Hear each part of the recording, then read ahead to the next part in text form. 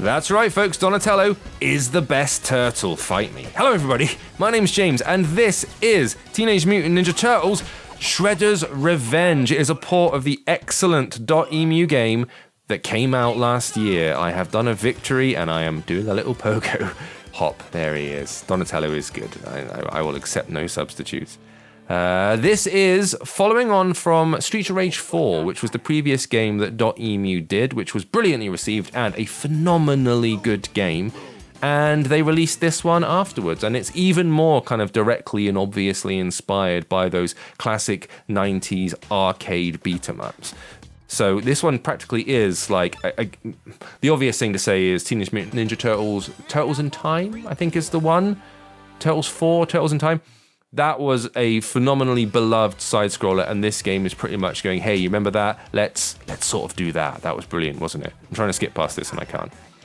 All right, we're carrying on.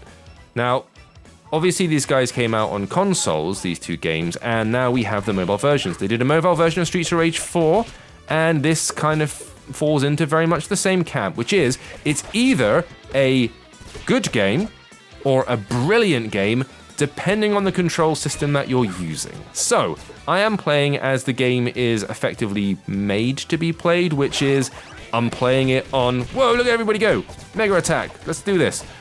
I'm playing it on the screen. I am using the up, downs, the left, right, all these little buttons you can see in the corner, which is, let's be honest, a bit of a compromise. However, it does have controller support. If you've got a pad lying around, you can just plug in and control it, as you would do if you're playing on consoles, which is, I'm not gonna lie, a better experience, kind of a noticeably better experience. It functions fine like this, like it works and we're okay, but you can already start to see some shortcomings, like for example, when I get down into the lower corners of the screen, when I'm doing my attacks, suddenly I'm kind of smushed. You can see here, I'm behind all of the icons and I can't see my character anymore, and little irritations like that can, bum you out a bit. And also, the way that these fighters work, unlike just a simple 2D side-scroller, right, is because it's got this like plane where I can move up or down.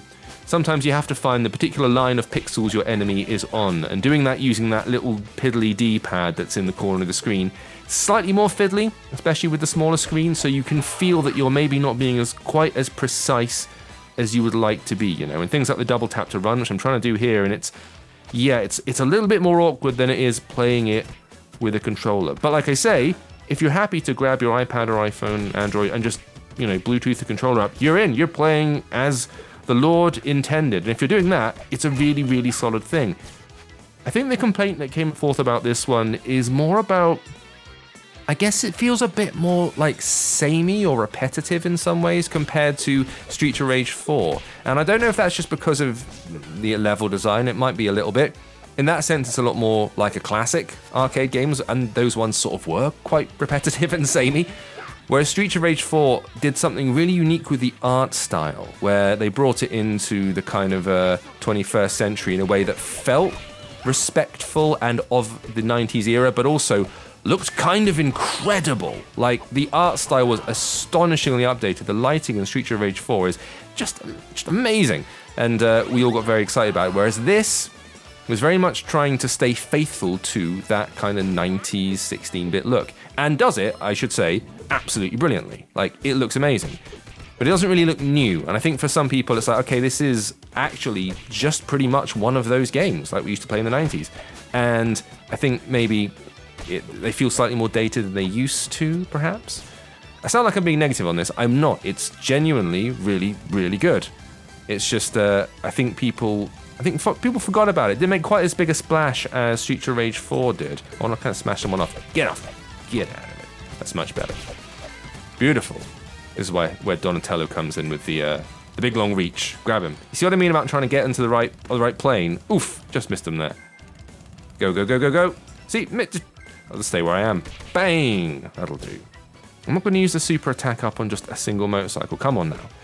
Let's wait till we get some folks into range, and then we'll do it. Nice! Obliteration. Whenever I see a car like that, it makes me think of like Final Fight, all those extra stages in, I think, Street Fighter, where you just get to kick the crap out of a car. Might have been Final Fight, actually. I think there's a few games that use that. See, I tried to move down for that. I couldn't move quick enough. And I feel like that's, almost like a little bit, maybe if I had a controller I could do better. Maybe I wouldn't, but that's kind of the feeling that the game leaves me with sometimes. And that's where I feel like there's maybe a bit of an issue, where you're feeling like, ugh, if only I had a proper D-pad. That's when you feel like the controls might not be on top of it. But they're still kind of, I guess, the best version of accommodating for all the different buttons. There are like combos that you can do with all this stuff, by the way, in pure gameplay terms. They give you a big dump at the beginning of the game, which is basically impossible to remember. It's like 21 pages of controls where they show you all the combos and go, right, you got that? You got that? Good. And then just carry on. I knew they were going to appear. And the little drones, get it. But whichever way you cut it, like in terms of we're going to do a classic arcade TMNT game and make it look like the ones you remember, like, nailed it. 100% nailed it. Like, there's no way you can turn and be like, it's not that good. It's cracking. It looks beautiful. It feels great, especially if you're playing, like I say, with a controller. And in that sense, like, no notes. Email, I think they're a French studio, and they've done back-to-back 2 incredibly good, like, best-in-class arcade fighters, and they've brought them both to mobile, and that's been a real kind of welcome surprise, and both of them function well. Like, they're not complete messes. Granted, you've got the little clipped off screen. They've maintained the 16:9 aspect ratio, so you can see the little art bits on the left and right hand side, but that's fine. I prefer it when they keep it kind of, as is. You'll notice that if you've played any like really old retro games or Metal Slug or something like that. Right, we took out Bebop. Let's do Rocksteady. Come on, big man. Now, I don't know what the combo system is for him. Let's go down here and let's do one of our supers. Let's just cheat to begin with. Oh, he's moved straight out of the way. Oh, I hate him. Right. Bombs. Get him, get him, get him. Yes. Uppercuts. Oh, beautiful. These yellow fools. He has to be a bit more aware of what's going on here. Come on, can I just sneak down and batter him? He's jumped up. Get him, get him, get him, get him. Yes! That's the stuff. Right. Run. Oh, I'm getting... No. That did the trick. Absolutely shatter him. Oofed. I walked into that one. I think this might be an L for me. We'll find out. Well, maybe not. We're doing okay. Have we got another... We've got some more lives, so... We should be able to make our way through this. Nice. It's challenging though, and we should point out, same thing with Streets of Rage. You see, I'm down a life now. I do feel like I'm a little bit slower because of not using that real controller. This is where I'm feeling it. And look at I'm in the corner. I can't even see what I'm doing because my thumb's in the way. That kind of stuff. That's where it's like, maybe I'd like to be playing on a console. But if this is your only platform, if this is the only way you have to play it, then still play it, because if you've got a Netflix subscription, it's free, it's there, it's waiting for you. Go and give it a go. Teenage Mutant Ninja Turtles, Shredder'S Revenge. Out right now. Thank you for watching. I will see you next time. This week we're sponsored by Alchemy Stars and the new Starry Adventure Heaven Shaking Melody Anniversary event.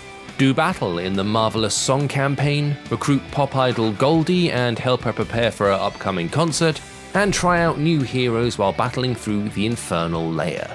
These events are only available for a limited time, so download Alchemy Stars on iPhone, iPad and Android now to get involved.